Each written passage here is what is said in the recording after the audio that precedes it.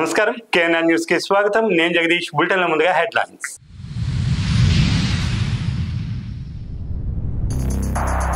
విశాఖపట్నం కంచరపాలెంలో తీవ్ర విషాదం.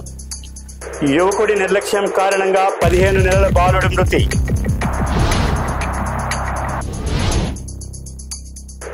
Sathupalli Kovvuru railway line DPR సిద్ధం. హర్షం వ్యక్తం చేస్తున్న స్థానికులు.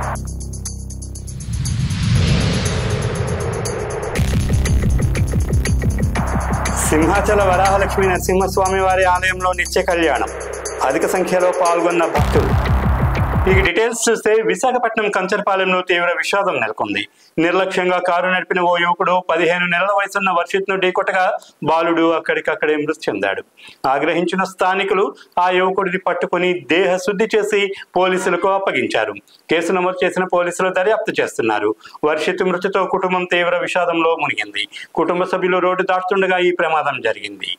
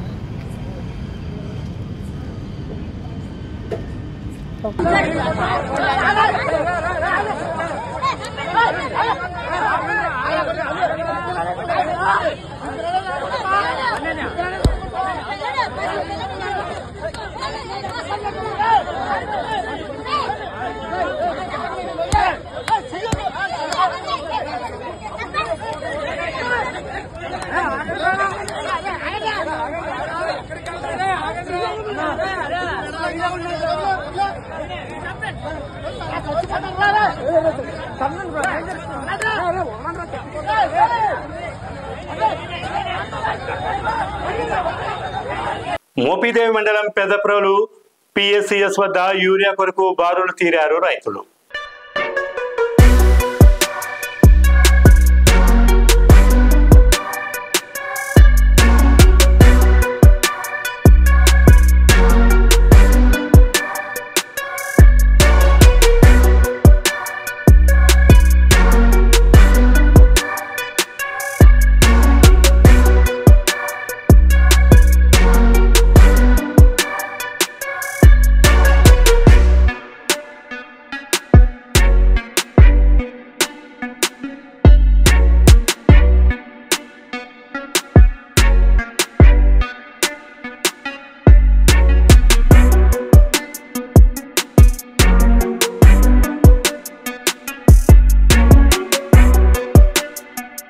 Kovvur Bhadrachalam Sathupalli Kovvuru railway line DPR సిద్ధంపై హర్షం వ్యక్తం చేస్తూ జంగారెడ్డిగూడెంలో టీడీపీ రాష్ట్ర అధికార ప్రతినిధి దాసరి శ్యామ్ చంద్రశేషు మీడియా సమావేశం నిర్వహించారు.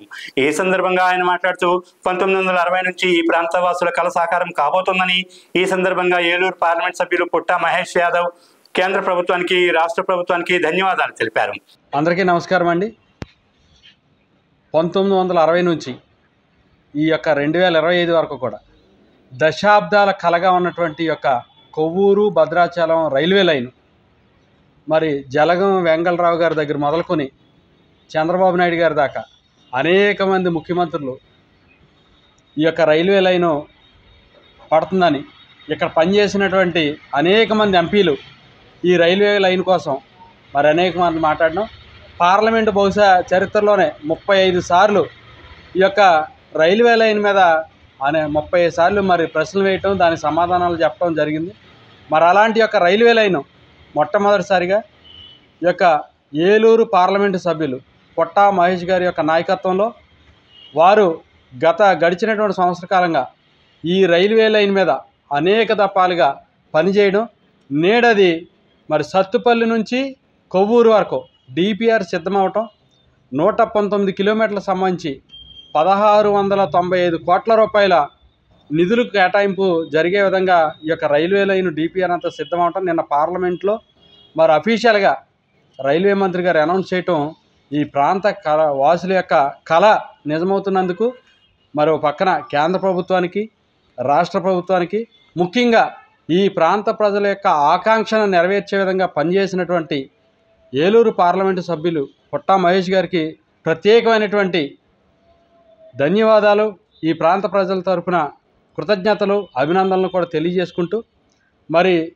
ఏదైతే తెలంగాణలో రాష్ట్రం బైఫర్కేట్ అయిన తర్వాత ఈ యొక్క రైల్వే లైన్కి సంబంధించి అంతకుముందు ప్లాన్ అంతా కూడా సర్వే ప్లాన్ అంతా కూడా సత్తుపల్లి లేకుండా భద్రాచలం నుంచి మనకే ఈ యొక్క జీలుగుమెల్లి తాడువాయి మీదుగా ఇటు పారిజాతగిరి టెంపుల్ ఏదైతే ఉందో జంగారెడ్డిగూడెన ఆ టెంపుల్ పక్క నుంచి బైనగూడెం మీదుగా దేవరపల్లి కొవ్వూరుకి కలిసేటువంటి లైను ప్రాథమికంగా అనుకున్న తర్వాత మరి సత్తిపల్లి వరకు రాష్ట్రం విడిపోయిన తర్వాత సింగరేణి ఏదైతే యాజమాన్యం వారు ఉన్నారో మరి కాస్ట్ షేరింగ్ భాగంగా వారు 700 కోట్ల రూపాయలు తెలంగాణ ప్రభుత్వం రాష్ట్ర ప్రభుత్వం తరఫున చెల్లించడం, కేంద్ర ప్రభుత్వం మిగతా డబ్బు అంతా కూడా వేసుకున్న తర్వాత ఈ యొక్క సౌత్ ఇండియన్ రైల్వే అంతా కూడా భారతీయ రైల్వే అంతా కూడా సత్తిపల్లి వరకు కూడా రైల్వే ట్రాక్ని పూర్తి చేసిన తర్వాత మరి సత్తిపల్లి నుంచి కొవ్వూరు వరకు రైల్వే లేనటువంటి నేపథ్యంలో తెలంగాణ రాష్ట్రానికి పోర్టు కనెక్టివిటీ కావాలన్నా కూడా మరి తెలంగాణకి ఎక్కడ కూడా ఒక్క పోర్టు కూడా లేకపోవడంలో ఈ రైల్వే లైన్ చాలా అత్యవసరమైనటువంటి చాలా విలువైనటువంటి రైల్వే లైన్గా ఉన్నటువంటి సందర్భంలో రెండో పక్క ఏదైతే ఈ యొక్క గ్రానైట్ ట్రావెలింగ్ కూడా రైల్వే లైన్ లేకపోవడంలో ఈ రోడ్ల మీద రావటం, దాంతోపాటు ఏదైతే విశాఖపట్నం నుంచి హైదరాబాద్కి ఈ గూడ్స్ రైల్వే అనేది దాదాపు 100 కిలోమీటర్లు దూరం తగ్గుతున్నటువంటి నేపథ్యంలో చాలా విశిష్టమైనటువంటి రైల్వే లైన్గా ఉన్నటువంటి నేపథ్యంలో 2019-24 మధ్య వైసీపీ వారు ఈ రైల్వే లైన్ మేము సాధిస్తాము, రాష్ట్రానికి సంబంధించినటువంటి వాటాను పెడతామని చెప్పేసి అని చెప్పడం ఎక్కడ కూడా ఆచరణలో లేకపోవడం, మరి ఎప్పుడూ లేని విధంగా ఆ వారి కాలంలో ఒక ఏడాది ఏదైతే బడ్జెట్లో ఈ రైల్వే లైన్కి 1000 రూపాయలు కేటాయించినటువంటి సందర్భం కూడా మనందరం కూడా చూసాం కేంద్ర ప్రభుత్వ రైల్వే బడ్జెట్లో. అలాంటిది నేడు కేంద్రమే మరి యొక్క దాదాపు సొమ్మంతా కూడా మరి వారే భరించే విధంగా ఖర్చు చేసే విధంగా ఈ యొక్క రైల్వే లైన్ పూర్తవుతానికి డిపిఆర్ అంతా సిద్ధం అవటం అనేది ఈ ప్రాంతం మరి భారతదేశ చరిత్రలోనే ఫాస్టెస్ట్ డెవలప్డ్ టౌన్స్లో జంగారెడ్డిగూడెం టాప్ 10లో ఉన్నటువంటి టౌను. దీనికి ఇంతవరకు రైల్వే కనెక్టివిటీ అనేది ఈవెన్ చింతలపూడి నియోజకవర్గం మొత్తానికి కూడా ఎక్కడా కూడా రైల్వే స్టేషన్ కానీ రైల్వే లైన్ కానీ లేకపోవటం మరి మొట్టమొదటిసారిగా ఇక్కడ మరి ఎంపీ గారి కృషి కానీ రాష్ట్ర ప్రభుత్వం కృషి కానీ కేంద్ర ప్రభుత్వం తాలూకా ప్రోత్సాహంతో మరి రైల్వే రూటు సత్తుపల్లి వరకు ఏదైతే తెలంగాణ రాష్ట్రంలో ఉందో అక్కడ నుంచి కనెక్టివిటీ మరి ఏదైతే మనకి గ్రీన్ఫీల్డ్ హైవే వస్తూ ఉందో దానికి ఆనుకుని మరి చింతలపూడి మీదుగా ఇటు మద్దాంజనేయ టెంపుల్ దగ్గర నుంచి అలాగే ఎర్రంపేట మీదుగా దేవరపల్లి నుంచి కొవ్వూరు వెళ్ళి కొవ్వూరు హౌరా చెన్నై లైన్ కలవటం వల్ల మరి అనేకమైనటువంటి ప్రయోజనాలు ఉండడం, ఓ పక్కన ఇటు గూడ్స్ ట్రైన్సే కానీ ప్యాసింజర్స్ ట్రైన్స్ పోవటమే కానీ దూరం తగ్గటంలో కానీ అక్కడ నుంచి మరి వరంగల్కి కానీ ఇటు హైదరాబాద్కి కానీ అటు విశాఖపట్నానికి కానీ వెళ్ళటానికి అన్ని రకాలుగా కూడా కనెక్టివిటీ వచ్చేటువంటి నేపథ్యంలో మరి ఖర్చు తగ్గడం, ట్రాన్స్పోర్ట్లో కూడా చాలా సులభతరమైనటువంటి ట్రాన్స్పోర్ట్ ఈ రైల్వే లైన్ వల్ల వస్తుంది కాబట్టి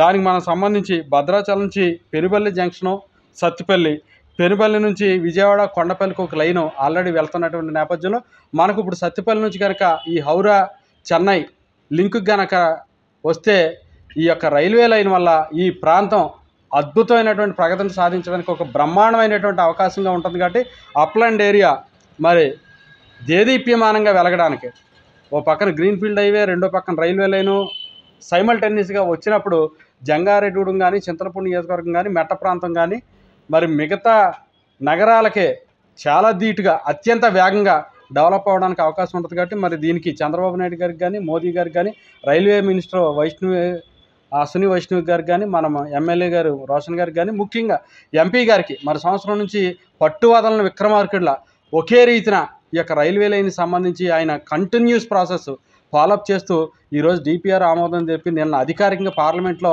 రైల్వే మంత్రి గారు అనౌన్స్ చేయటం, అది ఎంపీ గారు మరి చెప్పటం, ఇదంతా రావటం చాలా సూపర్ణం అని ఈ ప్రాంత ప్రజలు మరి ఏదైతే 1960 నుంచి ఉన్నదో ఆ యొక్క కళ నెరవేరబోతున్నందుకు ఎంపీ గారికి ప్రత్యేకంగా అభినందనలు, కృతజ్ఞతలు తెలియజేసుకుంటూ సెలవు తీసుకుంటాం. ఆర్ఎండ్బి శాఖ ద్వారా 15వ ఆర్థిక సంఘం నిధులు 50 లక్షలతో రాజానగరంలో నిర్మించనున్న నూతన BPHU black public health unit భవనానికి శంకుస్థాపన చేశారు. ఆంధ్రప్రదేశ్ రాష్ట్ర ఆరోగ్య, కుటుంబ సంక్షేమ మరియు వైద్య విద్యాశాఖ మంత్రి సత్యకుమార్ యాదవ్, ఎమ్మెల్యే బత్తుల బలరామకృష్ణ, అనపర్తి ఎమ్మెల్యే నల్లమల్లి రామకృష్ణారెడ్డి ఈ కార్యక్రమంలో పాల్గొన్నారు. ఈ సందర్భంగా మంత్రి సత్యకుమార్ మీడియాతో మాట్లాడారు.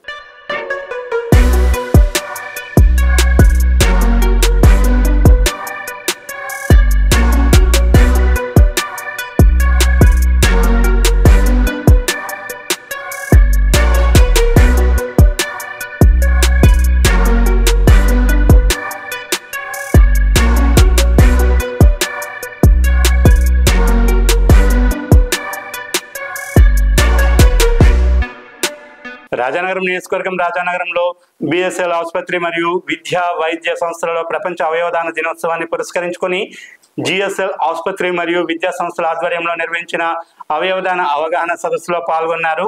అనపర్తి శాసనసభ్యులు నల్లమల్లి రామకృష్ణారెడ్డి, రాష్ట్ర ఆరోగ్య శాఖ మంత్రి సత్యకుమార్ యాదవ్ తదితరులు.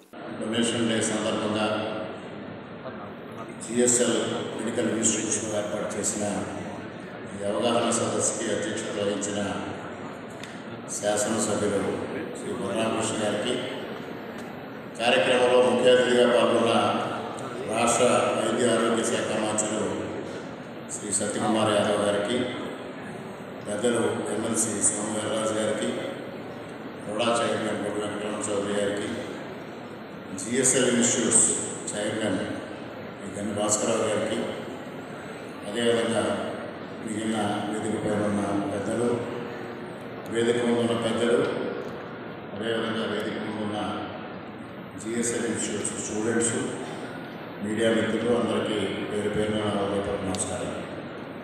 చాలా అత్యద్భుతమైన కార్యక్రమాన్ని ఇవాళ GSL ఇన్స్టిట్యూట్స్ ఆధ్వర్యంలో కార్యక్రమం నిర్వహించుకోవడం జరుగుతుంది. ఆర్గాన్ ట్రాన్స్ప్లాంటేషన్ అనే దానిపైన ప్రజల్లో అవగాహన రాయించి ఉండడం, అనేక అపోహలు ఉండడం, దీనివల్ల అనేక సమస్యలు తలెత్తే పరిస్థితి వస్తూ ఉంది. ముఖ్యంగా రాంబాబు గారు చెప్పినట్టుగా ప్రజాప్రతినిధులపైన కూడా తీవ్రమైన ఒత్తిడి ఉండడం జరుగుతూ ఉంది. ముఖ్యంగా ఏదైతే కొన్ని కుటుంబాలు వారి కుటుంబ సభ్యుడిని కోల్పోయిన పరిస్థితుల్లో బ్రెయిన్ డెడ్ అయిన వాడిని ఏదైతే ఆర్గాన్ డొనేట్ చేయడానికి ముందుకు వస్తూ ఉన్నారో వాళ్ళందరూ కూడా అభినందనీయులు. ఈ సమాజం వారికి కృతజ్ఞత తెలుపుకోవాల్సిన అవసరం కూడా ఉంది.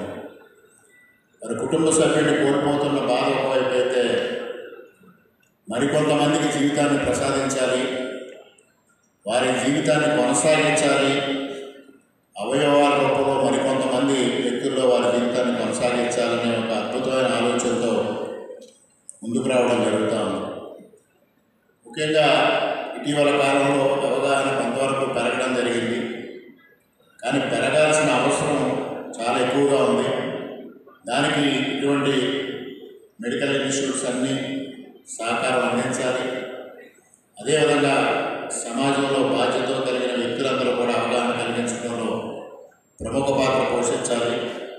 ఇప్పుడు ఏదైతే మనకి చూపించారో సెలబ్రిటీస్ ఈ కార్యక్రమంలో పాల్గొని అవగాహన కలిగించడం ద్వారా సామాన్య ప్రజానీకంలో ఈ ఆర్గాన్ డొనేషన్ పట్ల అవగాహన పెంపొందించే దిశగా ప్రతి ఒక్కరూ కృషి చేయాల్సిన అవసరం ఉందని సందర్భంగా తెలియజేసుకుంటూ, ఈరోజు ఈ కార్యక్రమాన్ని అత్యద్భుతంగా నిర్వహించి ఈ కార్యక్రమంలో మమ్మల్ని అందరినీ భాగస్వామ్యం చేసిన GSL ఇన్స్టిట్యూట్ చైర్మన్ భాస్కరరావు గారికి, అదేవిధంగా యాజమాన్యానికి అందరికీ ఎన్నికలలో ఇచ్చిన హామీ మేరకు కూటమి ప్రభుత్వం అన్నదాత సుఖీభవ పథకాన్ని అమలు చేస్తూ రైతులకు ఆర్థిక సహాయం అందించిన సందర్భంగా రైతులు ఆనందం వ్యక్తం చేస్తూ కూటమి ప్రభుత్వానికి కృతజ్ఞతలు తెలుపుతూ రైతులు ట్రాక్టర్లతో ర్యాలీని నిర్వహించారు.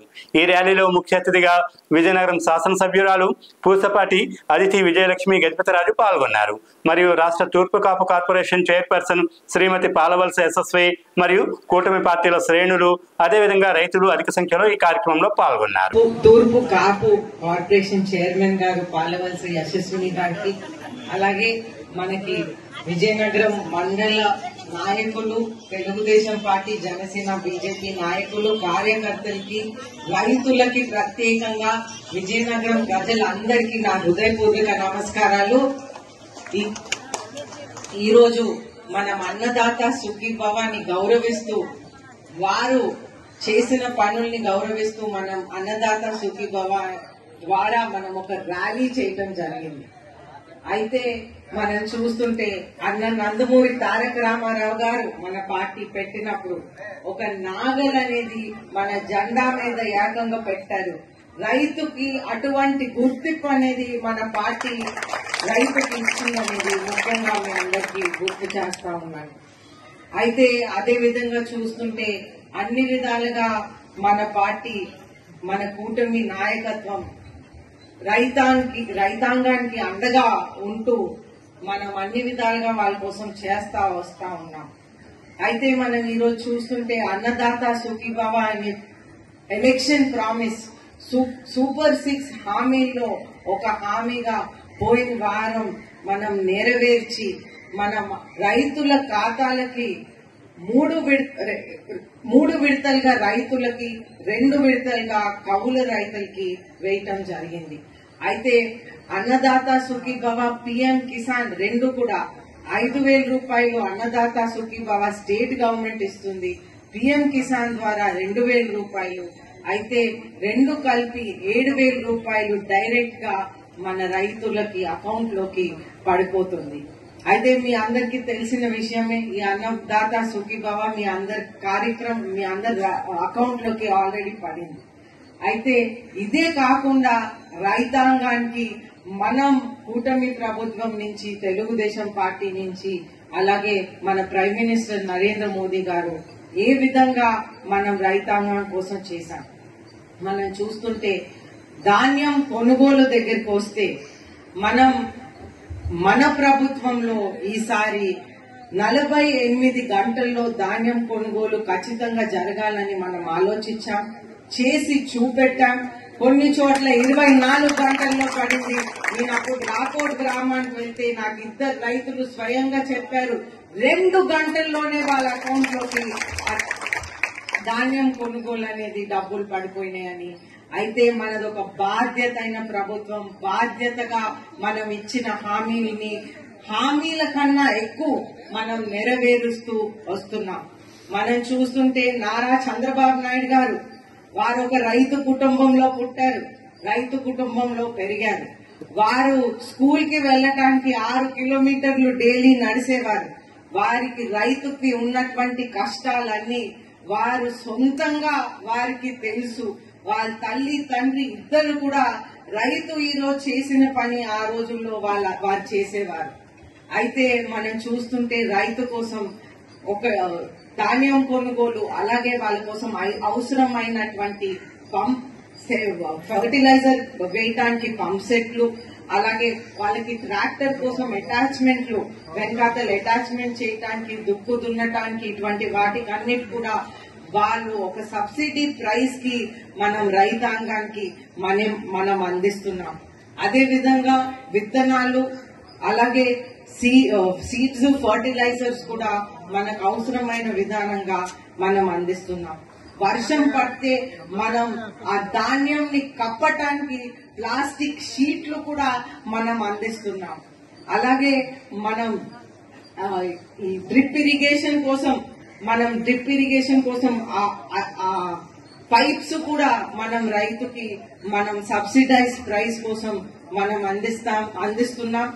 రీసెంట్ గా ఒక లాస్ట్ ఇయరే మనం అరౌండ్ ఈ టైంలోనే నేను కొండపల్లి శ్రీనివాస్ గారు కలిసి ఆ లారీలో వస్తే మనం ఆహ్వానించటం కూడా జరిగింది. అయితే రైతులకి అన్ని విధాలుగా మనం అండగా ఉంటున్నాం. మనం చూస్తుంటే పిఎం గారు, ప్రైమ్ మినిస్టర్ గారు ప్రత్యేకంగా డ్రోన్ దీదీ అనే ఒక కార్యక్రమం మహిళా రైతుల్ని ప్రోత్సహించడానికి పెట్టారు. ఈ డ్రోన్ దీదీ ద్వారా వాళ్ళకి ట్రైనింగ్ ఇస్తూ వాళ్ళ మీద ఏ మాత్రం ఫర్టిలైజర్ పడకుండా అది డ్రోన్ లో పెట్టి డ్రోన్ ద్వారా ఫర్టిలైజర్ అనేది పొలం మొత్తానికి జల్లటానికి ఈ విధంగా మన ప్రైమ్ మినిస్టర్ గారు ఒక డ్రోన్ దీది అనే ప్రోగ్రాం పెట్టారు. అయితే మనం చూస్తుంటే అదే విధంగా మన నదులు అనుసంధానం ప్రోగ్రాం. అయితే మన రాష్ట్రం విడిపోయినాక మనం రెసిడ్యూరీ స్టేట్ ఆఫ్ ఆంధ్రప్రదేశ్ గా మిగిలిపోయాం. అటువైపు తెలంగాణ అనేది వెళ్లిపోయింది. అయితే అటు సైడ్ తెలంగాణ, మన సైడ్ ఏమో రెసిడ్యూరీ స్టేట్ ఆఫ్ ఆంధ్రప్రదేశ్. అయితే ఇప్పుడు అక్కడ ఉన్నటువంటి క్యాపిటల్ హైదరాబాద్ ఉండేది, మనకు ఒక క్యాపిటల్ లేని పరిస్థితి. అయితే ఆ రోజుల్లో మనం నదుల అనుసంధానం అనేది ప్లాన్ చేశాం. ఎందుకంటే మన పాపులేషన్ అంతా రెసిడ్యూరీ స్టేట్ ఆఫ్ ఆంధ్రప్రదేశ్ కి ఉన్నటువంటి పాపులేషన్ అంతా కూడా రైతాంగానికి ఎక్కువ మంది ఉన్నారని ఈ నదుల అనుసంధానం అనేది చంద్రబాబు నాయుడు గారు 3వ ముఖ్యమంత్రి ఉన్నప్పుడు ప్లాన్ చేయడం జరిగింది. అయితే ఈ నదుల అనుసంధానం ప్రోగ్రామ్ లో భాగంగా ముఖ్యమైనది పోలవరం ప్రాజెక్ట్ అనేది మీ అందరికీ తెలియజేస్తా ఉన్నాను. అయితే ఈ పోలవరం ప్రాజెక్టు నారా చంద్రబాబు నాయుడు గారు 3వ ముఖ్యమంత్రి అయినప్పుడు 72% పూర్తి చేశారు. వారు పోయినసారి ముఖ్యమంత్రి అయి ఉంటే ఆ పోలవరం రెడీ అయి ఉండేది. ఈ పార్టీకి విశాఖపట్నంకి నీళ్లు కాదు, మనకి కూడా నీళ్లు వచ్చాయి అనేది మీ అందరికీ ఒక్కసారి గుర్తు చేస్తాం. అయితే మనం అది ఎలాగో కోల్పోయాం. అయితే వైసీపీ ప్రభుత్వం యువజన రైతు శ్రామిక కాంగ్రెస్ అట వారి పేరు.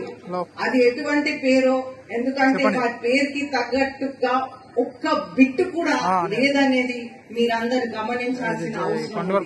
పోలవరం ప్రాజెక్ట్ గాలికే వదిలేయటం కాదు, పాడు చేసేదాకా వదిలేశారు. పాడు చేయటం చాలా సులువు, కట్టడం చాలా కష్టం అనేది మీ అందరికీ తెలియజేస్తా ఉన్నారు. అయితే అది ఎంతవరకు పాడు చేశారంటే భారతదేశంలో బెస్ట్ ఇంజనీర్స్ అందరినీ కూడా తీసుకొచ్చారు. అది చూడటానికి అది సరిపోలేదు. ప్రైమ్ మినిస్టర్ గారు విదేశాల నుంచి కూడా బెస్ట్ ఇంజనీర్స్ ని తెచ్చారు. అదంతా చూసి పరిశీలన చేశాక ఇప్పుడు మళ్ళీ అక్కడ రిపేర్స్ అనేది జరుగుతుంది. అయితే ఆ రిపేర్స్ అయ్యాక మనకి ఉత్తరాంధ్ర సుజల స్రవంతి ద్వారా మనకి అక్కడి నుంచి విశాఖపట్నంకి నీళ్లు వస్తాయి, అక్కడి నుంచి ఆ తర్వాత ప్రాంతాలకు వస్తాయి. అయితే మనకి విజయనగరంకి నీళ్లు వచ్చే అవకాశం ఎక్కువగా ఉంటదనేది, రైతాంగానికి అవసరమైనటువంటి నీళ్లు వస్తుందనేది మీ అందరికీ తెలియజేస్తా ఉన్నాను. ఈ రోజు మనం పంటలు పండించినప్పుడు మనం వర్షం మీద డిపెండ్ అయి ఉన్నాం. కానీ ఇది వస్తే మనకి ఎక్కడైతే ఒక పంట పండిస్తున్నామో అక్కడ 2 పంటలు పండించవచ్చు, 3 పంటలు పండించే అవకాశం కూడా మనకు రావచ్చు అనేది ముఖ్యంగా మీ అందరికీ తెలియజేస్తా ఉన్నాను. అయితే ఈ నదుల అనుసంధానం అన్నిటికన్నా ముఖ్యమైన ప్రాజెక్ట్. అది కూడా ఆ యువజన శ్రామిక రైతు కాంగ్రెస్ అని రైతు అని అంటా ఉన్నారు, కానీ ఏ విధంగా కూడా రైతు పక్షాన లేరనేది ముఖ్యంగా మీ అందరికీ తెలియజేస్తా ఉన్నాను. అదే విధంగా చూస్తుంటే కరెంట్, ఇప్పుడు ఎలక్ట్రిసిటీ టౌన్ లోకి అవసరం, ఇండస్ట్రీకి అవసరం, ఇంటికి అవసరం, రైతుకి అవసరం. ఈ అక్కడి నుంచి నీళ్లు వస్తే ఒక పంప్ సెట్ లేకపోతే ఆ నీళ్లు పొలం మీద ఏ విధంగా వేస్తారు? అయితే కరెంటు కూడా అవసరం. ఈ కరెంట్ ని కూడా మనందరికీ ఒక తండ్రిగా ఉన్నటువంటి పూసపాటి అశోక్ గజపతి రాజు గారు ఆ రోజుల్లో వేణుగోపాల్పురంలో 220 కిలోవాట్స్ తో ఒక సబ్ స్టేషన్ శాంక్షన్ చేయించారు. 220 కిలోవాట్స్ 8 ఎకరాల్లో. మన అదృష్టం వైఎస్ఆర్ కాంగ్రెస్ నాయకులు అది ఆక్యుపై చేయలేదు. అది మన అదృష్టం. మనం అందరం కూడా వాళ్ళకి ధన్యవాదాలు తెలుపుతున్నాం అది మిగిలించినందుకు. దానివల్ల మళ్ళీ మన ప్రభుత్వం వచ్చాక నేను చేసిన ఫస్ట్ ఫ్యూ థింగ్స్ లో ఇది ఒకటి. అది మళ్ళీ నేను శాంక్షనింగ్ తెప్పించాను, మళ్ళీ అది శాంక్షనింగ్ కి వచ్చింది. అయితే త్వరలో ఆ టెండరింగ్ అన్ని అయిపోయి ఆ వర్క్ కూడా మొదలు పెడితే మనకి విజయనగరంకి ప్రతి ఇంటికి, ప్రతి ఇండస్ట్రీకి, ప్రతి రైతుకు కూడా కరెంట్ అనేది నాణ్యమైన కరెంట్, ఇలాగ వోల్టేజ్ ఫ్లక్చుయేషన్స్ తో కరెంట్ కాదు, నాణ్యమైన కరెంట్ మనం అందించగలుగుతాం అనేది ముఖ్యంగా మీ అందరికీ తెలియజేస్తా ఉన్నాను. అయితే ఈ విధంగా మనదొక మంచి ప్రభుత్వం. అలాగే డ్రోన్స్ ద్వారా నేను డ్రోన్ షోకి వెళ్ళాను. చంద్రబాబు నాయుడు గారు, మన ఏవియేషన్ మినిస్టర్ గారు కింజరాపు రామ్మోహన్ నాయుడు గారు డ్రోన్ షో అనేది మన ఆంధ్రప్రదేశ్ లో ఏర్పాటు చేశారు, అమరావతిలో. అయితే ఈ డ్రోన్ షో ద్వారా మనం రైతాంగానికి ఇప్పుడు మధ్యరాజు ఏ విధంగా చెప్పారో, మనం మీ పాత కాలంలో మీ అందరు కూడా ప్రతి ఒక్కటి మీరే చేసుకునేవారు. మీరు కంటిన్యూగా ఒక చాలా పెద్ద టెక్నాలజీ అన్నమాట. ఈ రైతు చేసిన పని, ఒక పంట పండించడం అనేది ఒక అద్భుతమైన టెక్నాలజీ. ఎందుకంటే మనలాంటి వాళ్ళు, చదివిన వాళ్ళు, మనకి ఆ పని అలవాటు లేని వాళ్ళు మనం ఏదైనా పండించడానికి ప్రయత్నం చేస్తే అది మీరు పండించిన విధానంగా మేము పండించలేమనేది ముఖ్యంగా నేను మీ అందరికీ తెలియజేస్తా ఉన్నాను. అయితే మనం చూస్తుంటే ఆ డ్రోన్స్ ద్వారా కూడా మనం విత్తనాలు వేయటం,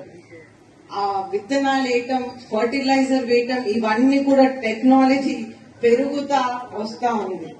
అయితే ఈ టెక్నాలజీ వస్తూ ఉంది, మనం ఈ టెక్నాలజీని వినియోగించుకుంటూ మనం ముందుకు వెళ్ళాలి. అయితే ఈ రోజు అన్నదాత సుఖీభవ పిఎం కిసాన్ ప్రోగ్రామ్ లో మనం రైతు కోసం మన ప్రభుత్వం చేసింది మీరందరూ ఒక్కసారి ఆలోచించాలని నేను కోరుకుంటా ఉన్నాను. అఖిల భారత విద్యార్థి సమాఖ్య ఏఐఎస్ఎఫ్ 90వ ఆవిర్భావ దినోత్సవ వేడుకలు విశాఖపట్నం నగరంలో ఆంధ్ర విశ్వవిద్యాలయం వద్ద నిర్వహించుకోవడం జరిగింది. ఈ కార్యక్రమానికి ముఖ్య అతిథులుగా డాక్టర్ సిఎన్ క్షేత్రపాల్ రెడ్డి హాజరై జెండా ఆవిష్కరించారు. ఈ సందర్భంగా క్షేత్రపాల్ మాట్లాడుతూ ఏఐఎస్ఎఫ్ భారత స్వాతంత్రం మా జన్మ హక్కు అని, ఈ దేశాన్ని పాలిస్తున్నటువంటి బ్రిటిష్ తెల్లదొరల తరిమి కొట్టడం కోసం ఆవిర్భవించిన సంఘం ఏఐఎస్ఎఫ్ అని కొనియాడారు. 90వ ఆవిష్కరణ దినోత్సవం సందర్భంగా ఇక్కడ ఉన్నటువంటి విద్యార్థులు ఈ దేశ స్వతంత్ర సంగ్రామ కాలంలో పుట్టినటువంటి ఏకైక విద్యార్థి సమాఖ్య అఖిల భారత విద్యార్థి సమాఖ్య ఏఐఎస్ఎఫ్ భారతదేశానికి బ్రిటిష్ రాష్ట్ర శృంఖలాలను పెంచడం కోసం విద్యార్థి లోకాన్ని సమాయత్తపరిచి బ్రిటిష్ వారికి వ్యతిరేకంగా పోరాటాలలో ముందుండి సాధించినటువంటి ఏకైక విద్యార్థి సమాఖ్య ఏదైనా ఉందంటే అది అఖిల భారత విద్యార్థి సమాఖ్య మాత్రమే. ఈరోజు విశ్వవిద్యాలయాలు, విద్యా వ్యవస్థ అంతా కాషాయీకరణ అవుతున్న నేపథ్యంలో కాషాయీకరణకు వ్యతిరేకంగా ఈరోజు శాస్త్రి గారి విద్యా విధానం కాదు ఈ దేశానికి కావాల్సింది, శాస్త్రీయ విద్యా విధానం కావాలన్నటువంటి ఒక బలమైన దృఢ సంకల్పంతో పోరాటం చేస్తున్నటువంటి జెండా ఏదైనా ఉంది అంటే అది ఏఐఎస్ఎఫ్ జెండా మాత్రమే అని సందర్భంగా తెలియజేస్తూ ఉన్నాం. ఈరోజు రాష్ట్ర ప్రభుత్వం కానీ కేంద్ర ప్రభుత్వం కానీ విద్యా వ్యవస్థను పూర్తిగా తప్పుదావ పట్టించే పద్ధతుల్లోనే అనేక నిర్ణయాలు చేస్తూ ఉన్నది. విశ్వవిద్యాలయాల్లోకి విద్యార్థి సంఘాలని కూడా అనుమతించినటువంటి పద్ధతిలో ఇక్కడ ఉన్నటువంటి కూటమి ప్రభుత్వం కుట్రపూరితమైనటువంటి జీవోల్ని తీసుకొని వచ్చింది. దీన్ని తీవ్రంగా మేము ఏఐఎస్ఎఫ్ ఆవిర్భావ దినోత్సవం సందర్భంగా ఖండిస్తూ ఉన్నాం. మిస్టర్ లోకేష్ గారు, మంత్రి గారు, మీరు ఆలోచించండి. మీకు రాజకీయాల్లో ఉన్నటువంటి మీ రాజకీయ పార్టీకి ఒక అనుబంధ విద్యార్థి సమాఖ్య ఉంది. వాళ్ళు ఈ సంఘంలో పనిచేస్తున్నారా లేదా, వాళ్ళు ఈ విశ్వవిద్యాలయంలో పనిచేస్తున్నారా లేదా అని మేము మిమ్మల్ని ప్రశ్నించదలుచుకున్నాం. మేము ఏ రాజకీయ పార్టీకి అనుబంధంగా లేము. మేము ఒక స్వతంత్రమైనటువంటి ఆలోచనలతో పుట్టినటువంటి ఏఐఎస్ఎఫ్ అనే సంస్థ ఈ దేశంలో మొట్టమొదటి విద్యార్థి సంఘంగా అంతర్జాతీయ గుర్తింపు పొందినటువంటి ఈ సంస్థను విద్యాలయాల్లోకి రానివ్వకుండా మేము అడ్డుకుంటామనే చర్యల్ని మేము ప్రతిఘటిస్తాం. రానున్న రోజుల్లో మీ ప్రభుత్వానికి సరైనటువంటి గుణపాఠం చెప్పడానికి కూడా మేము సిద్ధంగా ఉన్నామని ఈ సందర్భంగా హెచ్చరిస్తూ ఉన్నాం. విశ్వవిద్యాలయాలు ఈరోజు పునరిల్లిపోతూ ఉన్నాయి. ఈ విశ్వవిద్యాలయంలో 1000 మంది ఆచార్యులు ఉండాల్సిన చోట కేవలం 150-200 మంది కూడా ఆచార్యులు లేకుండా పోతే దాని మీద మీకు చర్యలు తీసుకునే తాహత్తు లేకుండా ఉంది. కానీ విద్యార్థి సంఘాలు మీ లోపాలను అడుగుతాయన్నటువంటి భయంతో, మీకున్నటువంటి భద్రతా లోపంతో ఈరోజు విద్యార్థి సంఘాలని నిషేధిస్తామనే ప్రకటనలను మేము ఖండిస్తూ ఉన్నాం. మీకు ఏమాత్రం చిత్తశుద్ధి ఉన్నా ఈ విశ్వవిద్యాలయంలో ఖాళీగా ఉన్నటువంటి ప్రొఫెసర్, అసోసియేట్, అసిస్టెంట్ ప్రొఫెసర్ పోస్టులను భర్తీ చేయండి. ఇక్కడ తక్కువ వేతనాలతో పనిచేసినటువంటి PhD డిగ్రీలు చేసినటువంటి వాళ్ళకి మినిమం వేజెస్ ఇచ్చే దాంట్లో మీరు చిత్తశుద్ధి చూపించాల్సింది పోయి విద్యార్థి సంఘాలని యూనివర్సిటీల్లో రానియమనే పద్ధతుల్లో మాట్లాడటం దీన్ని క్షమించరాని నేరంగా మేము భావిస్తా ఉన్నాం. ఇప్పటికైనా విశ్వవిద్యాలయాల్ని ఉన్నతమైనటువంటి శిఖరాలుగా మార్చడానికి కావలసినటువంటి ప్రణాళికలు మీ దగ్గర ఏమున్నాయో చెప్పమని మేము సమాధానం. మీకు చేత కాకపోతే రండి, విశ్వవిద్యాలయాల్ని ఎలా అభివృద్ధి చేయాలో చెప్పడానికి AISF సంస్థ సిద్ధంగా ఉంది. మీతో డిబేట్ చేయడానికి కూడా మేము సిద్ధంగా ఉన్నామని చెప్పేసి కేంద్ర రాష్ట్ర ప్రభుత్వాలకు మేము హెచ్చరిస్తూ ఉన్నాం, తెలియజేస్తూ ఉన్నాం. ఇప్పటికైనా ఆశాయీకరణను దూరం పెట్టండి. ఈ విశ్వవిద్యాలయంలో చేయవలసినటువంటి మంచిని చేయడానికి మీరు సిద్ధం కావాలని చెప్పేసి సందర్భంగా కోరుతా ఉన్నాం. AISF ఆవిర్భావ దినోత్సవం సందర్భంగా యావత్ భారతీయ విద్యార్థి లోకానికి శుభాకాంక్షలు తెలియజేస్తా ఉన్నాం. ప్రధాన కార్యదర్శి ఏదైతే ఆగస్టు 12వ తారీఖున 1936న పుట్టినటువంటి AISF నేటికి 90 సంవత్సరాలు పూర్తి చేసుకొని ఈరోజు ఆంధ్ర యూనివర్సిటీ ప్రధాన ద్వారం వద్ద జెండా ఆవిష్కరణ చేయడం జరిగింది. ఈ సందర్భంగా ఒకటే హెచ్చరిస్తా ఉన్నా, ఈరోజు విద్యాశాఖకు సంబంధించి కేంద్ర ప్రభుత్వం 30% నిధులు కేటాయించాలి, అలాగే రాష్ట్ర ప్రభుత్వం 10% నిధులు కేటాయించాల్సి ఉంది. కానీ ఎక్కడ కూడా ఈ 30% నిధులు కేంద్ర ప్రభుత్వం కేటాయించట్లేదు, రాష్ట్ర ప్రభుత్వం 10% కూడా నిధులు ఎక్కడ కేటాయించట్లేదు. ఈ సందర్భంగా మీరు వ్యవహరిస్తే పేద బడుగు బలహీన వర్గాలు చదివిన విద్యార్థులకి మీరు ఏ విధంగా అండగా ఉంటారు, ప్రభుత్వ విద్యా సంస్థలు ఏ విధంగా అభివృద్ధి చెందుతాయని చెప్పేసి ఈరోజు ఆల్ ఇండియా స్టూడెంట్ ఫెడరేషన్ సందర్భంగా ఈరోజు తెలియజేస్తూ ఉన్నాం. ఈరోజు కేంద్ర ప్రభుత్వం నూతన విద్యా విధానం పేరుతో కాషాయీకరణ మతోన్మాదాన్ని ప్రేరేపిస్తూ ఈరోజు పాఠశాల స్థాయి నుంచి యూనివర్సిటీ స్థాయి వరకు ఈరోజు మూఢనమ్మకాలకు సంబంధించిన పాఠ్య పుస్తకాలు చేసే పద్ధతి మనం చూస్తూ ఉన్నాం. ఈరోజు స్వతంత్ర సమరయోధుడు భగత్ సింగ్ లాంటి యువనేత, అలాగే గాంధీ లాంటివంటి స్వతంత్ర సమరయోధులు అందరి జీవిత చరిత్ర తొలగించి గాంధీని చంపినటువంటి గాడ్సే లాంటి మతోన్మాద శక్తుల్ని స్వతంత్ర ఉద్యమంలో ఎటువంటి చరిత్రలు అనేటువంటి మతోన్మాద శక్తులందరినీ కూడా పాఠ్యాంశాల్లో చేర్చి ఈరోజు విద్యార్థులు బుర్రలకు ఎక్కించే విధంగా ఈరోజు కేంద్ర ప్రభుత్వం పూనుకుంటూ ఉంటే, ఈరోజు రాష్ట్రంలో కూటమి ప్రభుత్వం మేము అధికారంలో రాగానే పేద విద్యార్థులకు అండగా ఉంటూ ప్రభుత్వ విద్యా సంస్థలన్నీ కూడా అభివృద్ధి చేస్తామని చెప్పేసి ఈరోజు పూర్తిగా ప్రైవేటీకరణ కాషాయీకరణకి పూనుకుంటూ ఉన్నారు. దానికి నిదర్శనమే మనం జియో పాస్ చేయడం జరిగింది. ఆ జియో ఎటువంటి పాఠశాల కళాశాలలో ప్రభుత్వ కళాశాలలోకి విద్యాసంఘ నాయకులు వెళ్ళకూడదని ఈరోజు నారా లోకేష్ గారికి భయం పుట్టింది. ఈరోజు నారా లోకేష్ గారు మీరు సిగ్గు ఉందని చెప్పి మేము అడుగుతా ఉన్నాం. ఈరోజు విద్యా సంస్థల్లో మేము అక్కడ ఉన్న సమస్యలు లేవనెత్తామని చెప్పేసి వీళ్ళు వెళ్తే మన బండారం బయట పెడతారు, విద్యాసంఘ నాయకులు విద్యా సంస్థలకు వెళ్ళకూడదని చెప్పేసి కేవలం కుట్రపూరితంగానే ఈరోజు జీవోలు తీసుకొచ్చి విద్యాసంఘ నాయకులు అడ్డుకునే ప్రయత్నం చేస్తుంది. లోకేష్ గారు మీకు అది చేత కాదు, మీ చేతనైతే అడ్డుకుని AISF నాయకులుగా ఎక్కడ విద్యార్థికి అన్యాయం జరిగితే అక్కడ AISF all India student federation ఉంటుందని చెప్పేసి ఈరోజు ఈ ఆల్ ఇండియా స్టూడెంట్ ఫెడరేషన్ 96వ దినం సందర్భంగా మీరు మీడియా ముఖంగా మీకు తెలియజేస్తా ఉన్నాం. ఈరోజు గతంలో ప్రతిపక్షం ఉన్నప్పుడు మీ తోటి మీ అనుబంధ సంస్థ విద్యాసంఘం అనేటువంటి TNS ఇతర కార్మిక సంఘాలన్నీ కూడా మా ఆల్ ఇండియా స్టూడెంట్ ఫెడరేషన్ నుంచి గతంలో అనేక పోరాటాలు చేయడం వల్లే ఈరోజు మీరు అధికారం చేపట్టారు. కానీ ఈరోజు అధికారులు వచ్చిన తర్వాత పిల్లల విద్యార్థులకు స్కాలర్షిప్ రిలీజ్ చేయరు, PG రీఎంబర్స్మెంట్ రిలీజ్ చేయరు, PG విద్యార్థులు శాపంగా మారినటువంటి జీవో నెంబర్ 77 రద్దు చేయరు.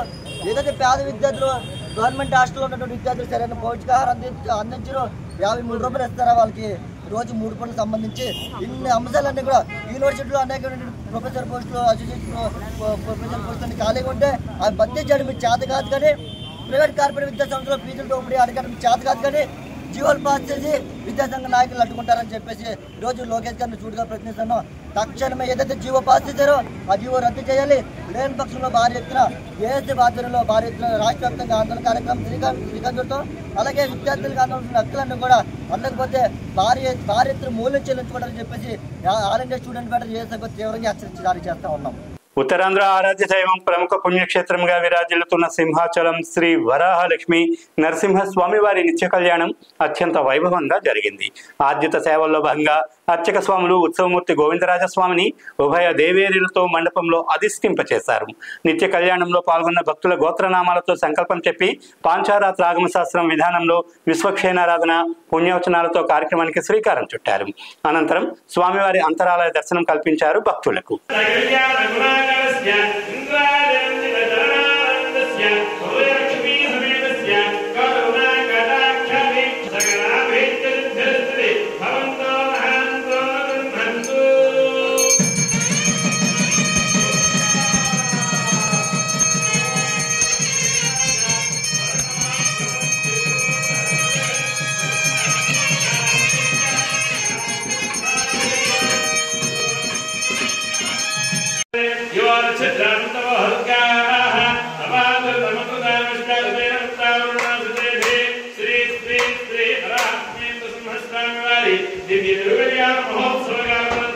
ఈనాటి కళ్యాణకర్తలు సమర్పించిన మందవర్గములు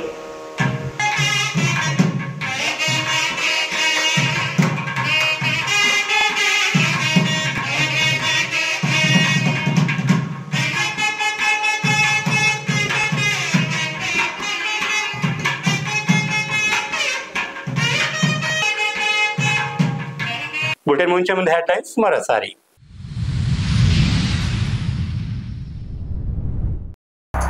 విశాఖపట్నం కంచరపాలెంలో తీవ్ర విషాదం. యువకుడి నిర్లక్ష్యం కారణంగా 15 నెలల బాలుడు మృతి.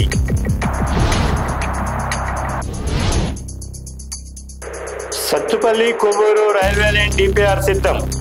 హర్షం వ్యక్తం చేస్తున్న స్థానికులు.